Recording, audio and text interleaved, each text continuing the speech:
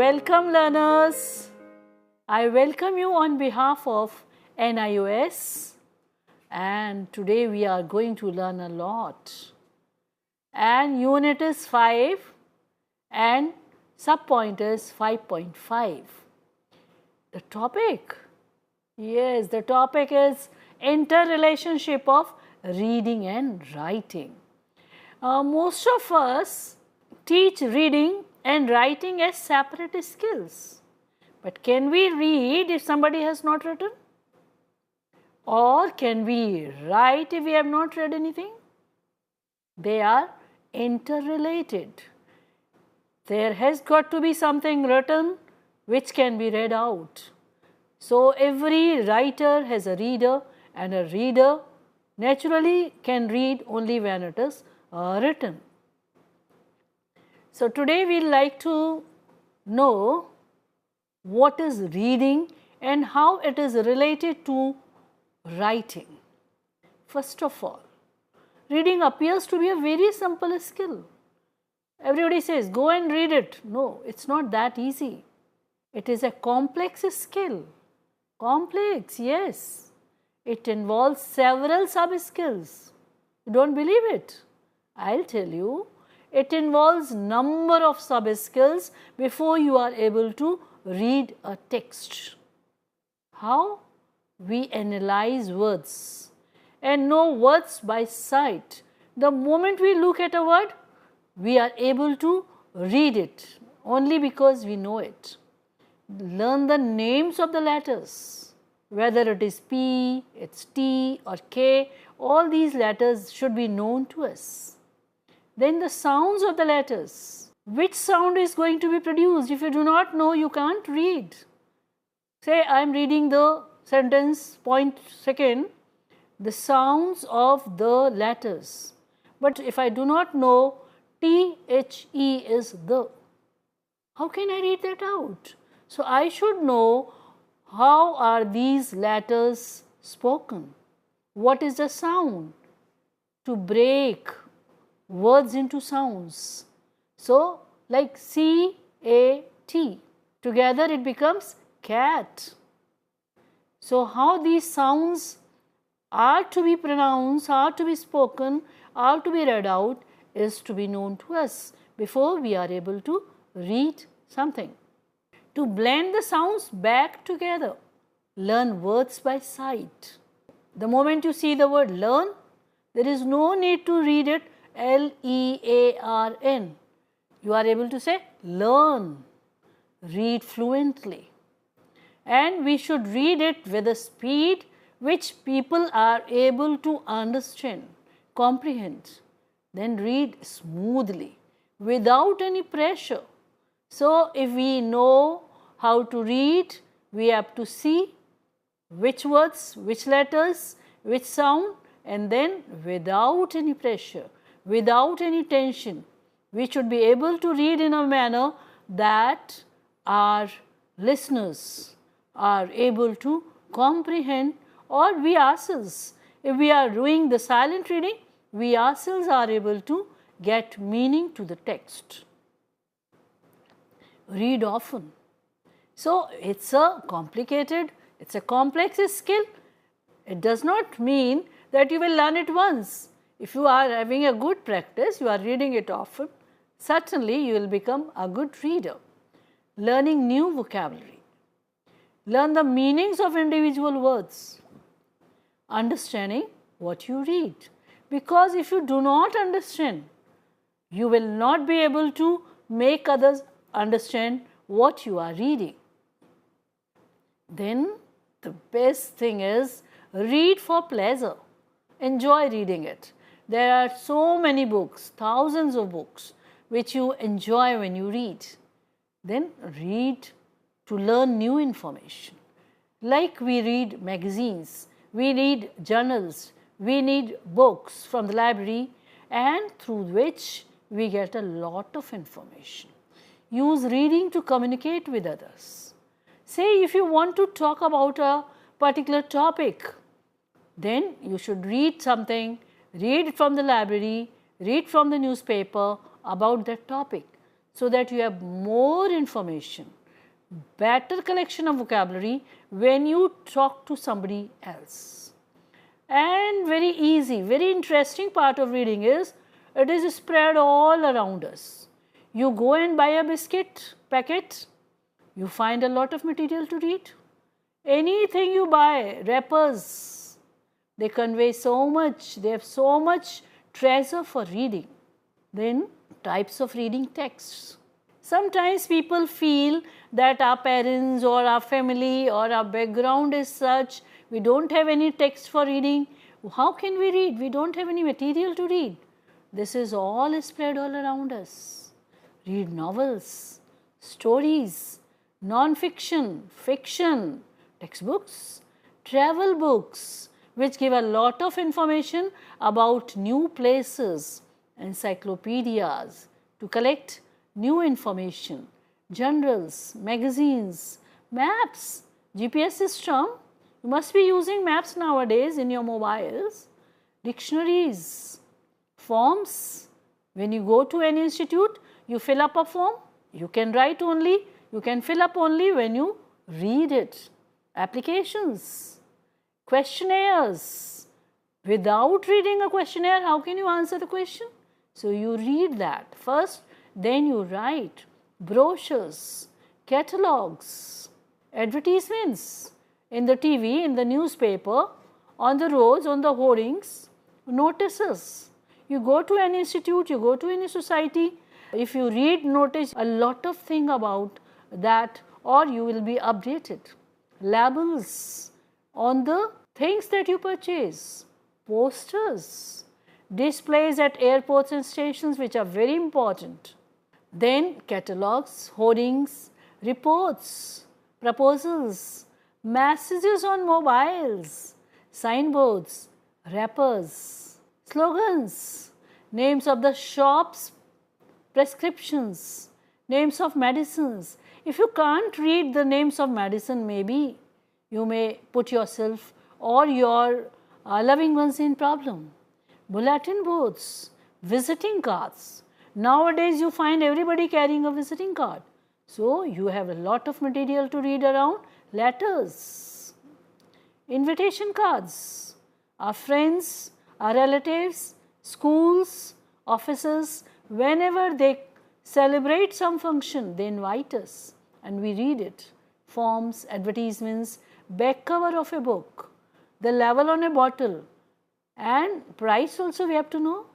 Shopping list. Without reading, how can you buy the things? Questions on the question paper, very important. So if you don't read the questions, naturally, how can you write the correct answer? Then, what is the relationship between reading and writing? How are they related?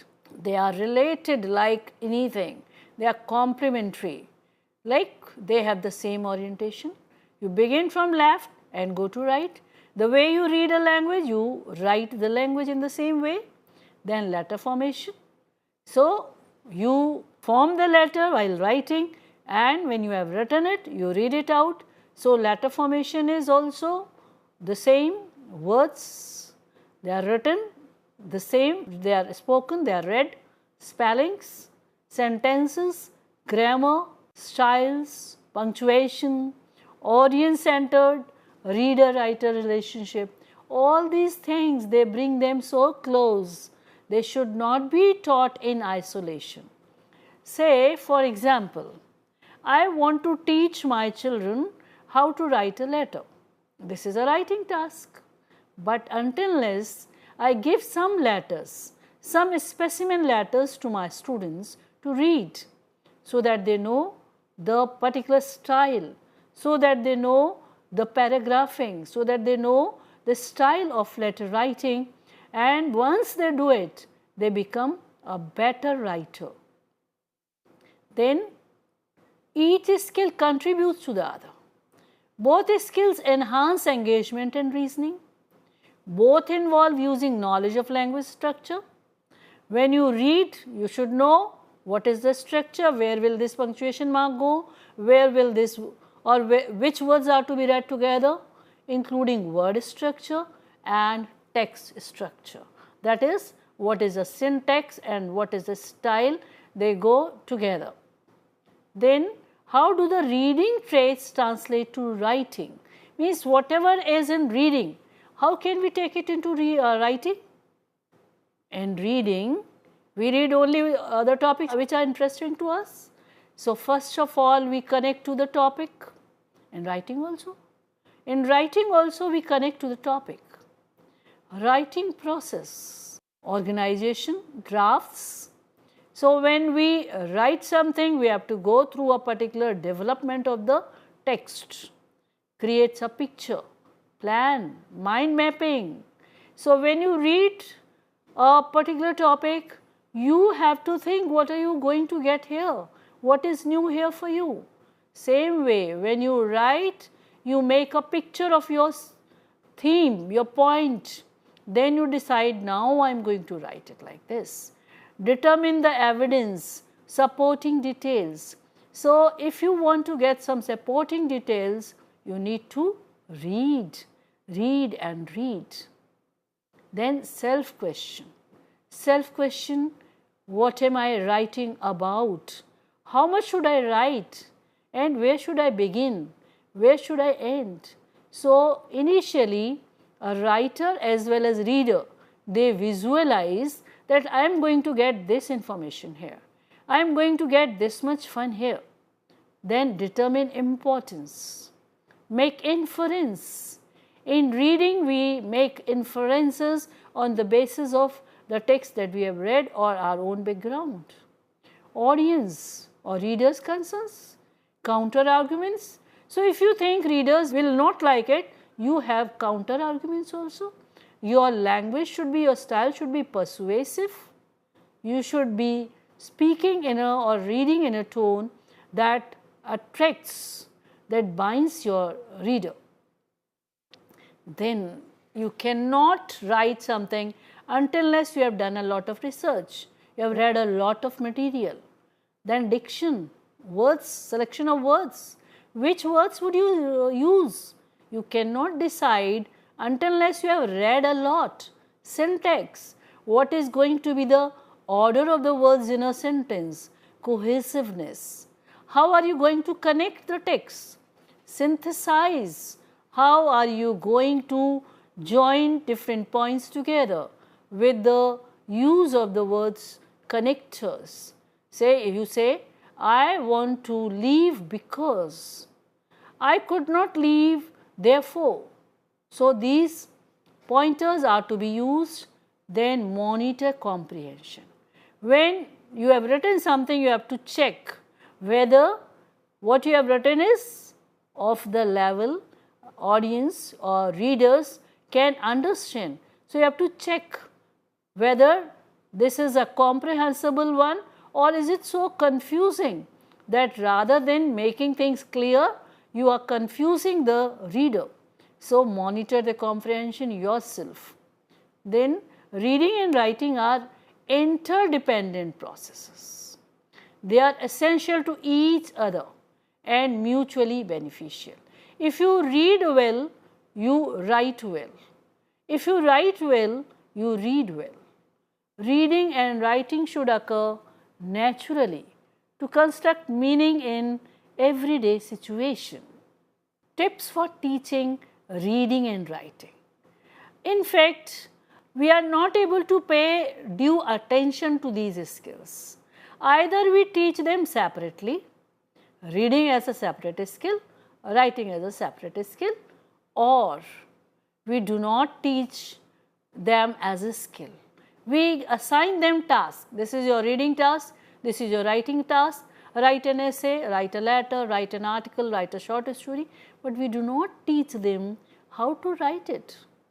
You have learnt a lot about interrelationship of reading and writing. Would you like to get some tips? How they can be combined together? How they can help each other? In fact, most of the teachers or the learners for that matter, they do not think them to be complementary. First of all, when we give something to read, tell them why are they reading. Let it not be a futile activity. Sometimes we take them to the library, very good. Ask the librarians to give them storybooks, very good, wonderfully good, doing well. Ask them to read the story. But let them know why should they read. So that goal, the target, the objective should be clear to the learners. They should know what are they reading it for, whether it is for the language, or is it for the format, or is it for the diction, or is it for the content. So set the goal. Before you give them reading task, tell them, learners, we are going to read this text because we want to know this. And after you have done that, assign writing tasks. So give them writing tasks along with the reading tasks. Say they have read a story. Then you can ask them simple questions. Number one, you can give them fill in the blanks where they fill up lexical items or words which are from the text. You can give them word meanings, opposites, plurals, etc. You can ask them to make sentences. Then you can give them jigsaw puzzles, crossword puzzles. Then you can ask them further questions based on writing skills only. If you were in his position, what decision would you have taken? Or as that character, write a letter to your friends, further extrapolatory writing. So when they have read something, say they have read an article on save environment. You can ask them to prepare a plan to solve environmental problem in their surroundings. What efforts can be done by them? How can they make their environment good? So assign writing tasks, or maybe you give them a story and ask them to write a poem. You give them a poem, ask them to write a story. You give them an article and ask them to write a story. So when they read, you can ask them to change the form of the text also. Then base the writing tasks either from the content or form of the reading material. As I told you earlier, when they read, they should know why they are reading.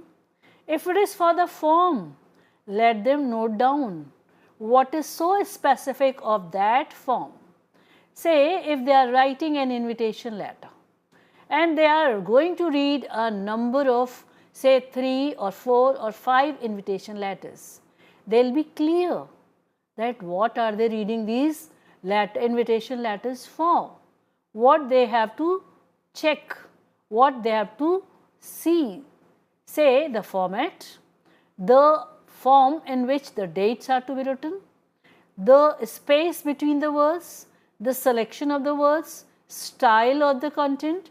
So when they will read it only for the form, most important things that they will learn will be how to write an invitation letter. But if you ask them to read it for content, then they will focus on content words only. Then you can ask them questions from the content only. Say they have read a notice. You can ask them questions on the content base and then they can answer those questions. So written work can also be done along with the reading of the notices. Then if you are asking them to read, say for debate, then let them read some debates. How to argue, how to counter argue, how to present your views strongly, how to accept the truth from the other points, from the other speakers or the writers. So when you make them read, let them know what are they reading it for. So if it is new words, then let them know how to find out the meaning for those words or the family of those words. Then this is very important. The students who understand this fact that if you are better writer, you will become a good reader. If you are a good reader, you will become a better writer. How? If you want to write well, if you want to be an excellent writer, first thing you have to do is read, read and read. And not one kind of literature, all varieties, so that you can choose the style that suits you the most. Then better readers, if you read well, if you read a lot, if you read with full concentration, then certainly you will become a good writer, because you will have a lot of ideas with you. When you have to write, what is the first stage? Brainstorming. So good readers can have better ideas during brainstorming. Say, I do not know anything about a topic. I have not read anything about that, and when I want to write about it, how can I find out the points? So for brainstorming, it is very essential that we must have read that topic or read that material or content or topic before, so that we have some ideas with us. It is important to remember to read while we write and to write while we read. As I told you earlier, that these are complementary skills. Simply reading without making down points is of no use, because what we read, after some time we forget most of it. But if we want to retain it, what we have to do is we have to write down some points, make notes, and if you have taken notes, it will help you write. So these two skills or these two processes, reading process and writing process, they go hand in hand, they go together. And Bacon was right when he said, reading maketh a full man, writing an exact man. So if you read a lot, if you read material from different writers, you become a full man, good. You become a knowledgeable person. You have got points with you all the time. But if you start writing, you know the truth. How much can you retain after reading it? So when you put it in your own words, they become your own. And makes sense to teach the two skills together. As a rule, we should try to teach, like speaking and listening, they go together. One speaks, another listens. In the same way, reading and writing skills, they go together. One person writes something, another reads. One reads and then writes. So many of the terms and concepts found in the reading standard are also included in the writing standards. So what you read, you are writing, so not much problem. Then writing is closely related to reading. Both can reinforce each other. So they help each other. As I told you earlier, they reinforce. Reading reinforces writing and writing reinforces reading. So they help each other. Writing enhances and demonstrates reading comprehension in all content areas. Once you write, once you use a term, it's easy for you to understand next time that term is used. So when you read the word, it becomes your own. You can use it the way you want, you can play with it, but you only read. And in our previous lesson, we talked about active and passive vocabulary. So if you read, things keep on accumulating in your passive vocabulary. But when you write that down, it becomes your active vocabulary. When you speak those words, those phrases, those terms, they become your active vocabulary. So from reading to writing is also changing our passive vocabulary into active vocabulary. Thank you.